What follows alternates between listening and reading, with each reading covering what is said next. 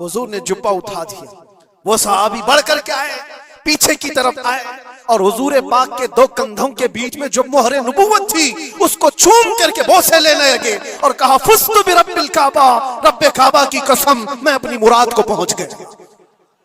कहा बस ये बदला लेना था कि हुजूर पाक सल्लल्लाहु अलैहि वसल्लम के दोनों कंधों के बीच में मोहरे नबुव्वत थी जो सूरज से ज्यादा चमकती थी। वो सहाबी कहते हैं महीनों से, सालों से मुझे इसका इंतजार था कि एक बार मोहरे नबुव्वत देख लूं। मैंने ये रास्ता इख्तियार किया सिर्फ मोहरे नबुव्वत को चूमने की। यहूदियों के बड़े बड़े आलिम ये कहते थे कि अगर ऐसी आयत हमारी किताब में आई होती तो हम उसको ईद का दिन मना लेते, जिसमें अल्लाह ने ये फरमाया हो कि मैंने तुम्हारा दीन कंप्लीट कर दिया, तुम्हारा दीन मुकम्मल हो गया। इसमें कोई चीज बाकी नहीं रही इस दीन के अंदर कि कोई और नबी आएगा और उसको कंप्लीट करेगा। पहले आदम अलैहिस्सलाम से लेकर ईसा अलैहिस्सलाम तक जितने भी नबी आए, उनकी शरीयतें उनके जमाने के लिए खास थी। उनके कुछ उम्मती थे, कुछ इलाके थे, वहां तक के लिए उनकी शरीयत थी, उनके कानून थे, उनके लॉ थे। जो किताब तौरात उतरी वो मूसा अलैहिस्सलाम पर, उनका जमाना खास था। दाऊद अलैहिस्सलाम पर जबूर शरीफ, वो भी जमाना खास था, महदूद लोग थे, सबके ऊपर नहीं थी। ईसा अलैहिस्सलाम पर इंजील उतरी जिसको बाइबल कहते हैं, ये उनके जमाने के लिए खास थी, एक इलाके के लिए भी खास रही। जहां जहां तक वो लोगों का उसका पैगाम पहुंचता रहा उन लोगों के लिए थी। लेकिन मोहम्मद रसूलुल्लाह सल्लल्लाहु तआला अलैहि वसल्लम पर जो कुरान उतरा, नबी भी आखिरी और किताब भी आखिरी। इसके बाद किताब तो क्या, अब कोई आयत भी कयामत तक नहीं आने वाली, किसी पर कोई आयत नहीं आने वाली। ये किताब मुकम्मल हुई। लेकिन कुरान पाक के उतरने का भी जो अंदाज है वो डायरेक्ट हुजूर पाक सल्लल्लाहु तआला अलैहि वसल्लम पर पूरी किताब नहीं उतारी गई। तकरीबन 23 साल लगे। कभी एक आयत आती, कभी 2 आयतें, कभी 5 आयतें। मौके के एतबार से हजरत जिब्राइल अलैहिस्सलाम कुरान की आयतें लेकर उतरते थे और हुजूर पाक सल्लल्लाहु अलैहि वसल्लम को सुनाते थे, जिसको कहते हैं वही उतरना, वही का उतरना। ये कुरान पाक के नाजिल होने का जो प्रोसेस है वो 23 साल लग गए, 23 इयर्स। और 23 साल के बाद कुरान कंप्लीट हुआ। जब हुजूर पाक सल्लल्लाहु अलैहि वसल्लम की उम्र मुबारका 40 साल की थी, उस वक्त कुरान उतरना शुरू हुआ। जब आपकी उम्र मुबारका 63 साल की हुई तो कुरान कंप्लीट हुआ। और कंप्लीट किस दिन हुआ? यौम अरफा, जुमा के दिन, जो आज का दिन था। कुरान मुकम्मल हो गया। और आखिरी आयत ये नाजिल हुई। आखिरी आयत ये थी कि अल्लाह फरमाता है, आज के दिन मैंने तुम्हारा दीन मुकम्मल कर दिया और अपनी नेमतें तमाम कर दी और तुम्हें इस्लाम देकर राजी हुआ। एक बड़ी अजीब बात मैं आपको बताऊं, ये अरफा का दिन जो रसूल पाक सल्लल्लाहु अलैहि वसल्लम के हज का था, रिवायत में तकरीबन 1,20,000 के करीब सहाबा हुजूर के साथ हज कर रहे थे। एक बहुत बड़ा मजमा, उस जमाने में 1,20,000 लोगों का जमा होना। हुजूर पाक सल्लल्लाहु तआला अलैहि वसल्लम के साथ हर जगह, हर इलाके के लोग शामिल हुए और सहाबा वहां पर मौजूद थे। और हुजूर ने एक दस्तूर अता किया, एक कानून अता किया, जो आपका आखिरी खुतबा है, वो पूरी दुनिया के लिए मिसाले राह है। हुजूर ने जो अपना आखिरी खुतबा दिया था हज्जतुल विदा का, जिसमें जिंदगी गुजारने के ऐसे उसूल जो इससे पहले किसी ने दिए नहीं थे, वो सब के लिए फिट बैठते हैं आज भी। हुजूर ने फरमाया था औरतों के हुकूक पर, बच्चों के हुकूक पर, बूढ़ों के साथ मामलात पर, गुलामों के साथ सुलूक पर, सूद की हुर्मत पर, बहुत सारी ये तमाम चीजों का मजमुआ एक खुतबा था हुजूर का आखिरी खुतबा। जब हुजूर ने ये खुतबा दिया और सारी बातें बयान की तो सहाबा तो खुश थे इस आयत के उतरने के बाद कि कंप्लीट हो गया कुरान, हमारा दीन मुकम्मल हो गया आज। ऐसा नहीं कि अभी और कोई हुक्म आने वाला है, जो आना था हो गया। तो सहाबा खुश थे, लेकिन हजरत अबू बकर सिद्दीक रज़ियल्लाहु ताला अन्हु रो रहे थे। एक किनारे पर आप जाकर के रो रहे थे। सहाबा ने आपसे पूछा कि आज तो हमारा दीन कंप्लीट हुआ, मुकम्मल हुआ और कुरान मुकम्मल हुआ है, तो आपको रोने की वजह क्या है? क्या जरूरत है? आपने फरमाया दीन तो मुकम्मल हुआ, कुरान भी कंप्लीट हुआ, लेकिन इसके बैकग्राउंड में तुम ये क्यों नहीं सोचते कि अब हुजूर पाक की जिंदगी का भी जो मकसद था वो मुकम्मल हो गया, अब हुजूर हमारे साथ नहीं रहेंगे। शायद हुजूर पाक सल्लल्लाहु तआला अलैहि वसल्लम इसके बाद ज्यादा हमारे दरमियान ना रहे, क्योंकि वो अल्लाह के रसूल थे। रसूल अपना पैगाम पहुंचाने के बाद फिर अपने रब के पास चला जाता है। ये बहुत गहरी सोच थी सिद्दीक अकबर रज़ियल्लाहु तआला अन्हु की। और हुआ भी ये कि इस हज के बाद हुजूर सल्लल्लाहु तआला अलैहि वसल्लम वापस मदीना तशरीफ ले गए और सिर्फ 2 महीने के बाद हुजूर पाक का विसाल हुआ। अपने हज के बाद नबी पाक सल्लल्लाहु तआला अलैहि वसल्लम 2 महीने तक मदीने में रहे, उसके बाद आप रहलत फरमा गए। आज बताना ये है कि ये दिन ऐसा है अरफा का जो हैबत तारी करता है। कुरान कहता है यौमा यइसल्लज़ीना कफरू मिन दीनिकुम, आज के दिन कुफार तुम्हारे दीन से मायूस हो गए कि कुछ नहीं बिगाड़ पाएंगे इस दीन का, जो करना था सब करके देख लिया। आज के दौर में आप सोचते होंगे कि मेरे दीन का फ्यूचर क्या है, दीन इस्लाम की हिफाजत कैसे हो सकती है? कोई फिक्र की बात नहीं। कुरान पाक 1400 साल पहले ये बयान कर रहा है, काफिर मायूस हो चुके, कुछ नहीं कर सकेंगे, कुछ नहीं कर सकेंगे, तुम्हारे दीन से मायूस हो गए। और फिर रब ताला उसके फौरन बाद फरमाता फला तख्शौहुम वख्शौनी, तुम उनसे मत डरा करो, मुझसे डरो। अल्लाह इस दीन का हाफिज और नासिर और मददगार है। हम जैसे बहुत आएंगे जाएंगे और दीन को नुकसान पहुंचाने की कोशिश करने वाले भी बहुत से आएंगे और जाएंगे, मगर ये अल्लाह का चिराग है, फूकों से नहीं बुझाया जा सकता। इसकी रोशनी कभी खत्म नहीं होगी। अल्लाह ताला इसका हाफिज है, नासिर है। अरफा का दिन हैबत तारी करने वाला क्यों है? वो एक मैदान है। सुनो हदीस पाक, अल्लाह के नबी सल्लल्लाहु तआला अलैहि वसल्लम क्या फरमाते हैं? अन जाबिर रज़ियल्लाहु तआला अन्हु क़ाल क़ाल रसूलुल्लाह सल्लल्लाहु अलैहि वसल्लम मा मिन यौमिन अफ़ज़लु इंदल्लाहि मिन यौमि अरफा यंज़िलुल्लाहु इलस समाइ दुनिया फयुबाही बि अहलिल अर्दि अहलस समाइ फयक़ूल शुग़सन ग़ुबरन ज़ाहीन जाऊ मिन कुल्लि फज्जिन अमीक़ यरजून रहमती फलम यरो अज़ाबी फलम युरा यौमुन अक्सर इत्क़म मिनन नारि मिन यौमि अरफा औ कमा क़ाल रसूलुल्लाह सल्लल्लाहु अलैहि वसल्लम। हज़रत जाबिर रज़ियल्लाहु तआला अन्हु फरमाते, हुजूर सल्लल्लाहु अलैहि वसल्लम फरमाते हैं, अरफा के दिन से ज्यादा अफजल कोई दिन अल्लाह के नजदीक मैंने नहीं देखा। आज के दिन से ज्यादा अफजल दिन देखा नहीं। अल्लाह तबारक व तआला आसमान वालों को बता करके जमीन वालों पर फख्र फरमाता है। ये जमीन वाले कौन है? हम लोग। जमीन वालों को दिखाकर अल्लाह तबारक व तआला फख्र फरमाता है मलाइका के सामने, और यूं इरशाद फरमाता है, ये देखो बिखरे बालों से परागंदा चेहरे के साथ थकान में चूर, सूरज की तमाजत और चिलचिलाती धूप को सहते हुए मेरे दरबार में खड़े। ऐ मलाइका, ये चाहते क्या है? देखो ये सब के सब पुकार रहे हैं, लब्बैक अल्लाहुम्मा लब्बैक, अल्लाह मैं हाजिर हूँ, अल्लाह मैं हाजिर हूँ। रब ताला फख्र करते हुए इरशाद फरमाता है, वो मेरी रहमत की उम्मीद में आए हुए और वो मेरा अजाब नहीं देख रहे हैं।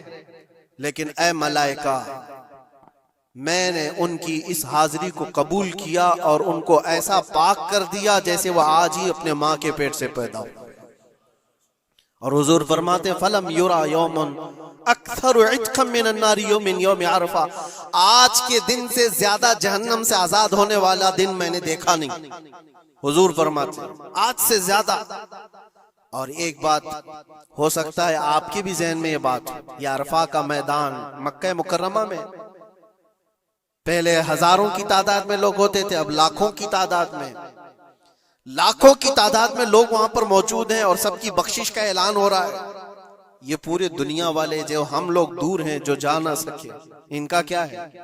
एक सहाबी रसूल ने हुजूर सल्लल्लाहु अलैहि वसल्लम से सवाल करी, कि अल्लाह के नबी ये बताएं, ये जो आपने फजीलत बयान की है कि अरफा के दिन जिसके सीने में राई के दाने के बराबर ईमान हो और वह अल्लाह से बख्शिश तलब करे तो अल्लाह उसको माफ करता है, अल्लाह ताला उसकी बख्शिश फरमा ही देता है।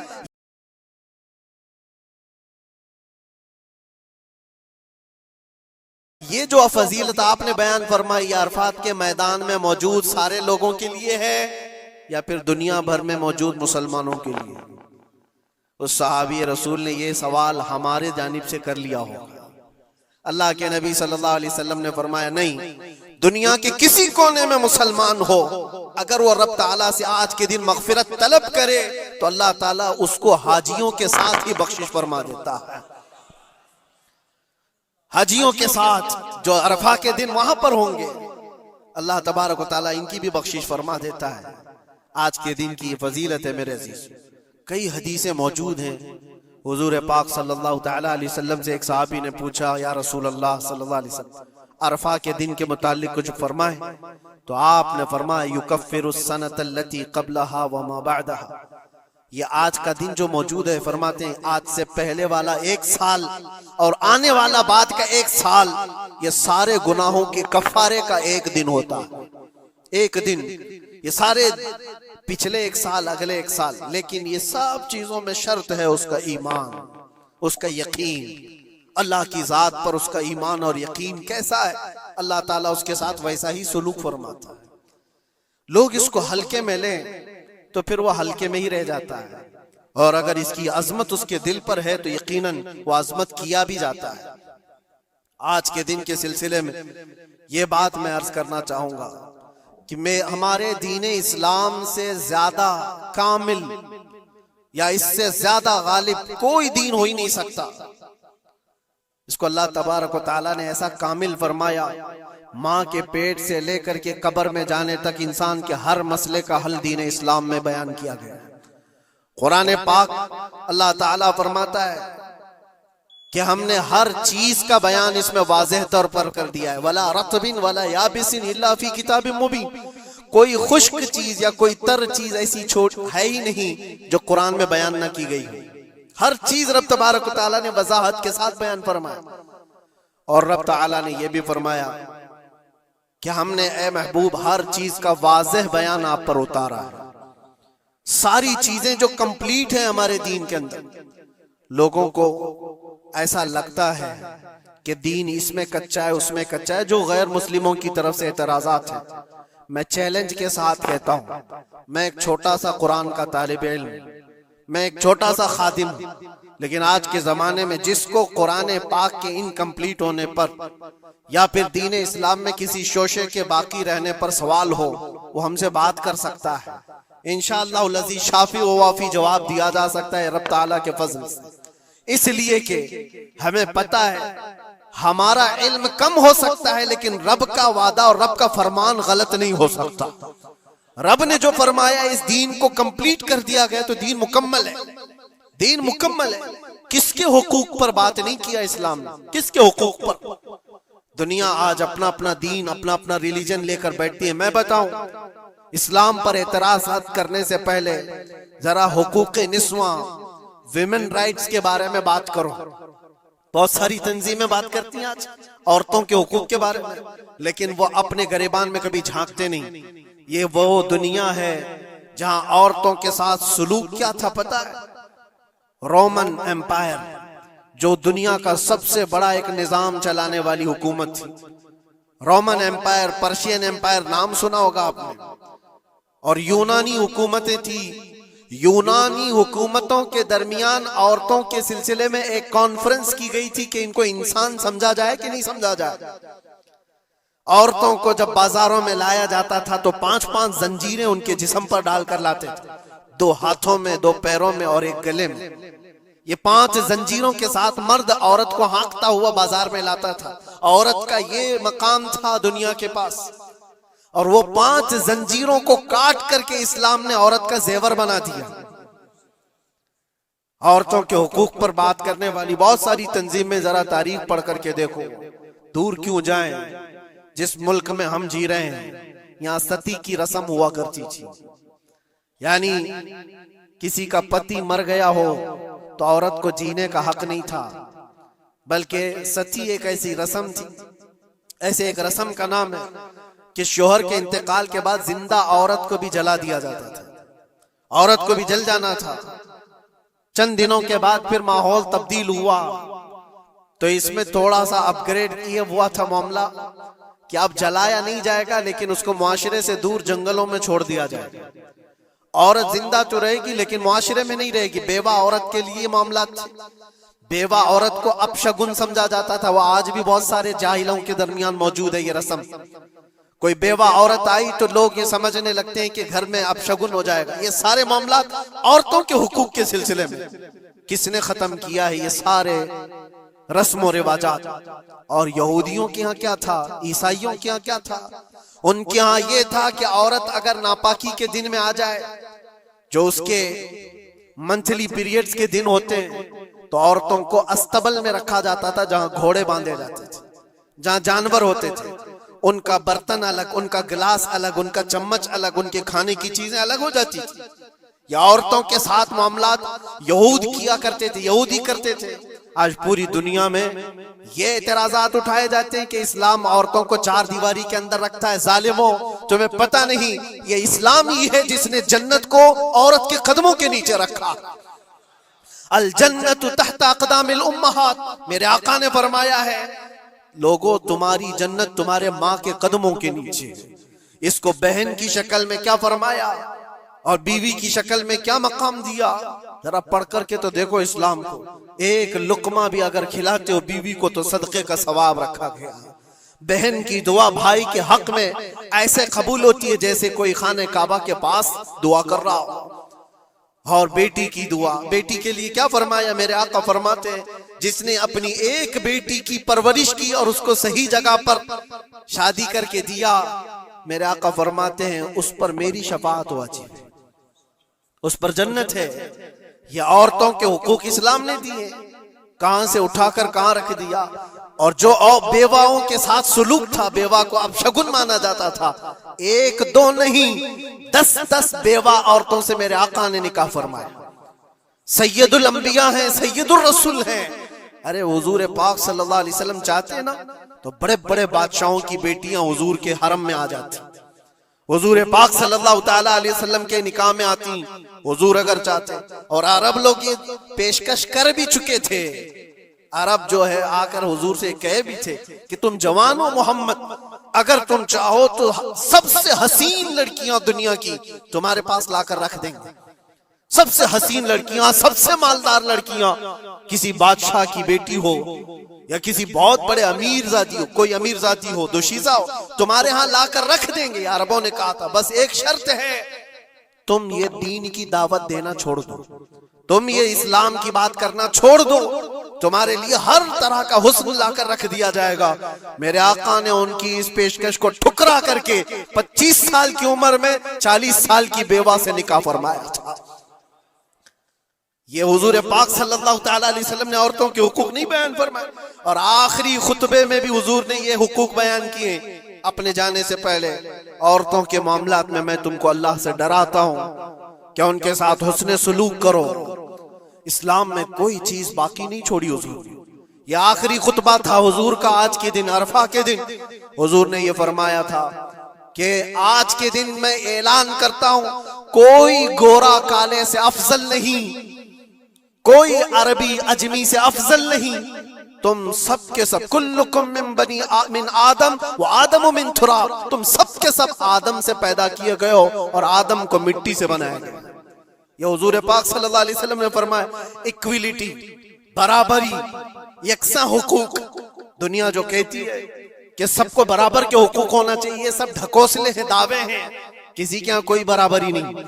बराबरी किसको कहते हैं पता है?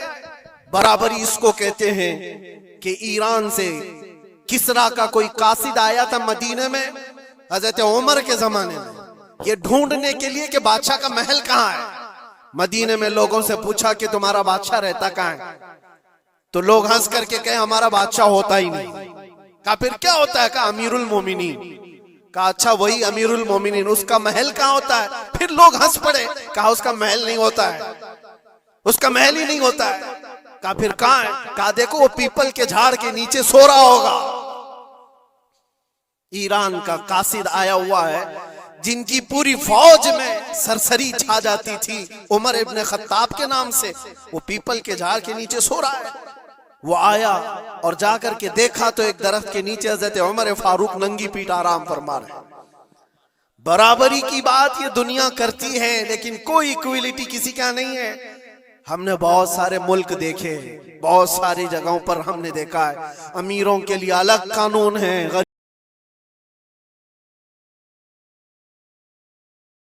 गरीबों के लिए अलग कानून है। बादशाह का बेटा जुर्म करे तो उसके लिए 100 खून माफ है। गरीब अगर छोटी सी भी जुर्म करे तो सालों वो सलाखों के पीछे रह सकता है। ये इक्वलिटी की बात दुनिया करती है और इस्लाम जिस इक्वलिटी की बात करता है वो क्या है? नबी पाक सल्लल्लाहु तआला अलैहि वसल्लम अपने आखिरी दिनों में, या आखिरी दिन है, सहाबा को जमा करके फरमाते हैं कि मेरे जाने का दिन करीब आ चुके, तुम में से किसी का कोई हक बाकी है तो मुझसे ले सकता है। कोई हक बाकी है वो सैयदुल अंबिया है जिनके एक जुबान पर अल्लाह तबारक व तआला किसी को जन्नत अता करे। वो रसूल कहता है कि तुम में से किसी को कोई हक बाकी है तो ले सकता है। सहाबा खामोश थे लेकिन एक सहाबी खड़े हो गए, कहा मेरा एक हक बाकी है। ऐसा भी ये दीन है। हुजूर से कहते मेरा हक बाकी है। हुजूर ने फरमाया क्या बाकी, आज ले सकते हो। उन्होंने कहा पैसा नहीं, दौलत नहीं। एक बार याद है जंग में जाने के वक्त आप सफ़ें दुरुस्त कर रहे थे, सफ़ें दुरुस्त करते हुए मैं थोड़ा सफ से आगे आ गया था और आपके हाथ में छड़ी थी और आपने मुझे छड़ी से मारा था और मैं आज वो बदला लेना चाहता हूं। अल्लाह अकबर, रोंगटे खड़े हो जाते हैं सुनकर। उन्होंने जैसे ही कहा सहाबा की गर्दनें तन गई। कहा कौन है जो सैयदुल अंबिया से बदले की बात करता है? हजरत उमर तलवार निकालते। हुजूर ने फरमाया खामोश उमर, ये इस्लाम है, ये इस्लाम है, अंदर रखो। और साहबी से कहा इजाजत है, तुम बदला ले सकते हो। हुजूर पाक सल्लल्लाहु तआला अलैहि वसल्लम खड़े हो गए। वो साहबी आगे आए और कहा कि मैं बदला इस सूरज में लूंगा कि जिस वक्त आपने मुझे मारा था उस वक्त मेरे बदन पर कोई कपड़ा नहीं था, मैं सिर्फ लुंगी पहना हुआ था, तहबंद थी, ऊपर का जिस्म मेरा खुला हुआ था। मेरे जिस्म पर कोई लिबास नहीं था, ऊपर सिर्फ तहबंद पहना हुआ था। मैं चाहता हूं कि आप भी सिर्फ तहबंद पर हो। आपका जुब्बा निकाल दीजिए आप। हुजूर पाक सल्लल्लाहु अलैहि वसल्लम ने कोई ताखीर नहीं फरमाई, फौरन अपना जुब्बा उतार दिया। सहाबा देख करके हैरत ज़दा थे, सबके जिस्मों पर कपकपी थी, ये कौन बंदा है? महबूबे खुदा की बारगाह में इस तरह की बात करता है। अल्लाह तबारक व तआला जिसके लिए हुक्म फरमाए, जिब्राइल जिसके कदमों का बोसा ले, आज वो सैयदुल अंबिया के सामने बदले की बात कर रहे। सब हैरत ज़दा थे लेकिन फरमान था मुस्तफा का, किसी ने कुछ नहीं कहा। हुजूर ने जुब्बा उठा दिया। वो सहाबी बढ़ कर के आए, पीछे की तरफ आए और हुजूर पाक के दो कंधों के बीच में जो मोहरे नबुव्वत थी उसको चूम करके बोसे लेने लगे और कहा फुस्तु बिरब्बिल काबा, रब्बे काबा की कसम, मैं अपनी मुराद को पहुंच गया। कहा बस ये बदला लेना था कि हुजूर पाक सल्लल्लाहु अलैहि वसल्लम के दोनों कंधों के बीच में मोहरे नबुव्वत थी जो सूरज से ज्यादा चमकती थी। वो साहबी कहते हैं महीनों से, सालों से मुझे इसका इंतजार था कि एक बार मोहरे नबुव्वत देख लूं। मैंने ये रास्ता इख्तियार किया सिर्फ मोहरे नबुव्वत को चूमने की। वाकया तो अपनी जगह पर, लेकिन हुजूर सैयदुल अंबिया ने अपने आप को जो पेश फरमाया, बताओ कोई इससे ज्यादा इक्वलिटी की बात कर सकता है? कोई आए जवाब देने के लिए जनता के सामने तो पता चले वो सिर्फ दीन इस्लाम है। आज के दिन हुजूर का ये खुतबा भी था। हुजूर ने फरमाया जाहिलियत की जितनी रस्में थी आज मैं उनको पैरों से रौन देता हूं। हुजूर ने फरमाया सबको मैंने रौन दिया और जितने भी सूद के मामलात थे मैंने सबको खत्म कर दिया। सूद को हुजूर ने हराम फरमाया। मुसलमानों, इस बुरी बला में कभी ना पड़ना, इसलिए कि मैंने अपने मुताले में देखा इससे ज्यादा हिलाकत वाली चीज किसी के बारे में मैंने नहीं सुना। सूद का एक लुकमा खाने पर जितनी वईद आई है, जितनी खतरनाक वईद आई है, इससे ज्यादा मैंने नहीं देखा। हुजूर पाक सल्लल्लाहु अलैहि वसल्लम फरमाते जो सूद का एक लुकमा खाया, गोया के खाने काबा के सामने वो अपनी मां से जिना करने के बराबर। मुसलमानों के लिए है ही नहीं चीज, जिसको आप कोई भी नाम दे दें, लेकिन सूद से ऐसे बचो जैसे आग से बचते हो। आज के दिन के ये पैगामात थे मेरे आका सल्लल्लाहु अलैहि वसल्लम के। ये खुतबा हज्जतुल विदा का आपको भी चाहिए कि पढ़े और दूसरों तक भी इसको फैलाएं। रब तबारक व तआला ने जो हमारे लिए बशारत अता फरमाई, इससे ज्यादा खुशी का दिन भी कोई नहीं। आज ऐ मुसलमानों फख्र करो, जिस दीन पर तुम हो वो कंप्लीट दीन है, इसमें किसी भी तरह की कोई कमी की गुंजाइश ही नहीं, ला रैब फीह, इसमें कोई शक की गुंजाइश नहीं। तुम फख्र करो इस बात पर कि अल्लाह ताला ने तुम्हें दीन इस्लाम में पैदा किया है और आखिरी रसूल की उम्मत में बनाया है। जिस दीन को अल्लाह ने खुद फरमाया कि तुम्हें देकर मैं राजी हुआ, उस दीन में अल्लाह ने तुम्हें पैदा किया। अब बस ये दुआ करते हुए जाओ, ऐ अल्लाह तूने इस इस्लाम में पैदा तो किया है, बस हमारी आखिरी सांसें भी इस्लाम पर अता फरमा।